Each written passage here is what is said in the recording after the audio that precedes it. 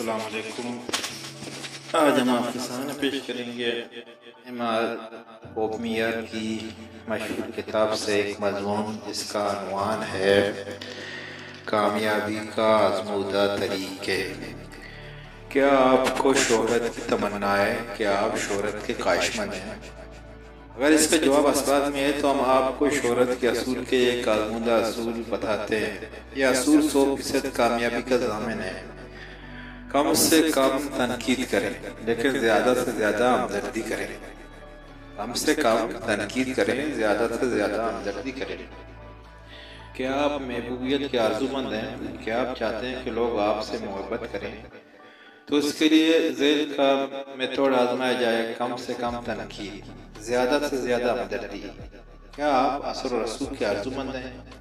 کیا آپ یہ چاہتے ہیں کہ لوگ آپ سے متاثر ہوں؟ تو اس کے لیے بھی یہی فارمولہ آزمائیے: کم سے کم تنقید مگر زیادہ سے زیادہ ہمدردی۔ کیا آپ کامیابی کی خواہاں ہیں؟ تو اس کے لیے یہی نقطہ آزمائیے: کم سے کم تنقید، زیادہ سے زیادہ ہمدردی۔ تنقید لوگوں کو آپ سے دور لے جاتی ہے لیکن ہمدردی لوگوں کے دل جیت لیتی ہے۔ تنقید لوگوں کو آپ سے دور لے جاتی ہے لیکن ہمدردی لوگوں کے دل جیت لیتی ہے۔ یہ نہایت آسان فارمولہ ہے، نہایت آسان طریقہ ہے۔ یہ تو تھی ایک مختصر تمہید۔ آئیے اب اس کا قدر تفصیل جائزہ لیں۔ نمبر 1، شہرت کے اصول کے لیے کم سے کم تنقید کیجیے لیکن ہمدردی زیادہ سے زیادہ کیجیے۔ یہ ایک مسلمہ حقیقت ہے کہ تنقید یا نکتہ چینی نفرت اور صرف نفرت کو جنم دیتی ہے، ہمارے باہمی تعلقات کو ختم کر دیتی ہے، اپنے بھی بیگانے بن جاتے ہیں۔ نکتہ چینی دوسرے انسان کی انا پر کھلے حملے کی مترادف ہے۔ اگر آپ کی تنقید حقائق پر مبنی ہو، پورے انصاف کی آئینہ دار ہو، پھر بھی یہ دوسرے کی دل آزاری کے سبب بنتی ہے۔ بعض اوقات بات اس حد تک بڑھ جاتی ہے کہ لوگ ایک دوسرے سے کوسوں دور ہو جاتے ہیں۔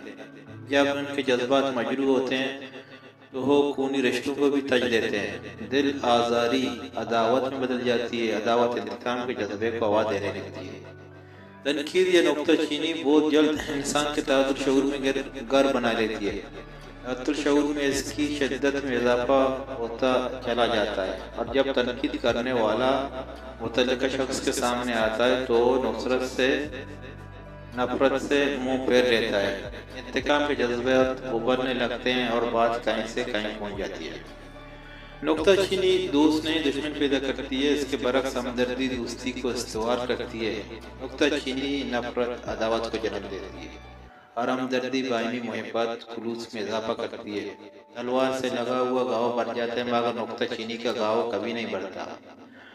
ہمدردی ہمارے زخموں پر خلوص کا پایا رکھتی ہے، پنبہ رکھتی ہے اور باہمی اعتماد پیدا کرتی ہے۔ سر تھامس ٹیلیفورڈ نے کہا ہے، ہمدردی وہ پہلا سبق ہے جو ہر انسان کو سیکھنا چاہیے۔ ہمدردی کا سبق نہ صرف سیکھنا چاہیے بلکہ اس کا عملی ثبوت بھی دینا چاہیے۔ ایک دوسرے کے دکھ درد میں شریک ہو کر، ایک دوسرے سے تعاون کر کے، باہمی افہام و تفہیم کے ذریعے اس پر عمل کر کے محض ہمدردی کا سبق زبانی یاد کر کے کچھ نہیں ملتا۔ ہمدردی کے بغیر دوستی بھی محض علیق سلیق تک محدود ہو کر رہ جاتی ہے۔ نمبر 2، کیا آپ دوسروں کی محبت چاہتے ہیں؟ اس کے لیے بھی کم سے کم تنقید اور زیادہ سے زیادہ ہمدردی کی ضرورت ہوتی ہے۔ جب آپ دوسروں کے ساتھ ہمدردی سے پیش آئیں گے، ہمدردی کا عملی مظاہرہ کریں گے تو لوگ یقیناً آپ سے محبت کرنے لگیں گے۔ مشہور انگریزی سیاستدان ایڈمنڈ برک کا قول ہے، محبت کے بعد ہمدردی سب سے مقدس اور الوہی جذبہ ہے۔ کیا کہا گیا کہ محبت مقدس ترین اور الوہی جذبہ ہے جو انسان کے دل میں جاگزین ہوتا ہے، اس کے بعد ہمدردی سب سے مقدس الوہی جذبہ ہے۔ یہ دونوں جذبے ایک دوسرے سے مشروط ہیں۔ ہمدردی کے بغیر محبت بیمانی اور محبت کے بغیر ہمدردی محض کالے برتن کی طرح ہے۔ ہمدردی باہمی افہام و تفہیم اور ایک دوسرے کے احترام کا تقاضا رکھتی ہے، اور جب اس میں محبت شامل ہو جاتی ہے تو اس کی اہمیت اور بڑھ جاتی ہے۔ محبت اور شادی ہمدردی کے بغیر کوکلے الفاظ ہیں۔ محبت اور ہمدردی ایک دوسرے سے مشروط ہیں، ایک کے بغیر دوسرے بیمانی ہے، دوسرے کے بغیر پہلا نامکمل ہے۔ اس ہمدردی کا کیا فائدہ ہے جس میں محبت کا مٹاس پر عنصر شامل نہ ہو، اور اس محبت کا کیا فائدہ ہے جس میں ہمدردی کی کارکردگی شامل نہ ہو؟ بہت سی شادیاں محض اس لیے ناکام ہو جاتی ہیں کہ طرفین کے دلوں میں ایک دوسرے کے لیے ہمدردی اور محبت کا جذبہ شامل نہیں ہوتا۔ وہ شادیاں جو طلاق پر منتج ہوتی ہیں ان میں فریقین کا باہمی قصور ہوتا ہے۔ شوہر کہتا ہے ہماری شادی اس وجہ سے ناکام ہوئی کہ میری بیوی مجھے سمجھ میں نہیں آئی، اور بیوی کی طرف سے یہ ہوتا ہے کہ میرا شوہر برا نہیں تھا لیکن افسوس کہ وہ مجھے سمجھ نہ سکا۔ دونوں میاں بیوی جھوٹ بولتے ہیں۔ مسئلہ یہ نہیں ہے کہ ایک دوسرے کو سمجھ نہیں پائے، بلکہ اصل یا بنیادی مسئلہ یہ ہے کہ دونوں ہی کو ایک دوسرے سے ہمدردی اور محبت ہے۔ جب ایک انسان دوسرے سے محبت کرتا ہے تو اس کی چھوٹی موٹی کوتاہیوں کو نظر انداز کر دیتا ہے اور نکتہ چینی نہیں کرتا، اسے اس کی کمزوریوں سے بھی محبت ہوتی ہے۔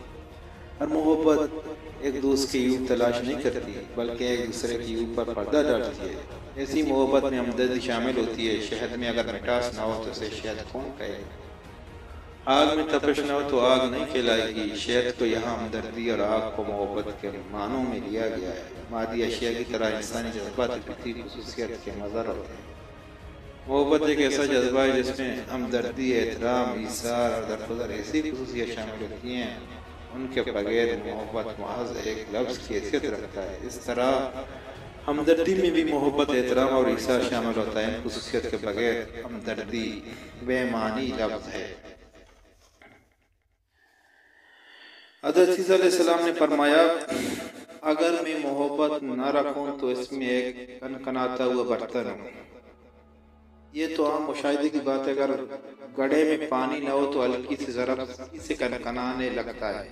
محبت اور ہمدردی ایک دوسرے سے مشروط ہے۔ اکثر شادیاں کیوں ناکام ہوتی ہیں؟ میرے نزدیک اس کا صرف ایک ہی جواب ہے، اور یہ ہے کہ میاں بیوی کو نہ تو ایک دوسرے سے اچھی ہمدردی ہوتی ہے نہ ہی محبت کیونکہ اگر دونوں کو ایک دوسرے سے محبت ہوتی، ہمدردی ہوتی تو ایک دوسرے پر یہ الزام نہ لگاتے اس نے مجھے سمجھائی۔ محبت اور ہمدردی دو ایسے جذبے ہیں جو صرف سچائی اور ایثار کے آئینے دار ہیں۔ یہ جھوٹ اور منافقت سے مبرہ ہے۔ نمبر 3، لوگ آپ سے متاثر ہوں۔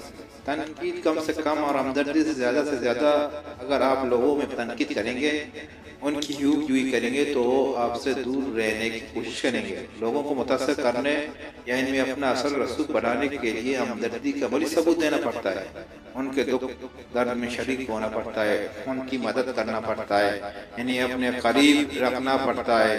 عملی ہمدردی کے بغیر دوسروں کے دل نہیں جیت سکتے۔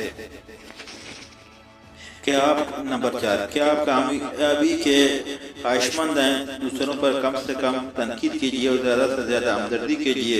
اگر آپ کامیابی کے خواہشمند ہیں تو دوسروں کے کام آئیے، ان کے دکھوں کا مداوا کیجیے، ان کی ضروریات اصول میں ان کا ہاتھ بٹائیے، ان سے محبت کیجیے، ان کے مقاصد کو پورا کرنے میں ان کی مدد کیجیے۔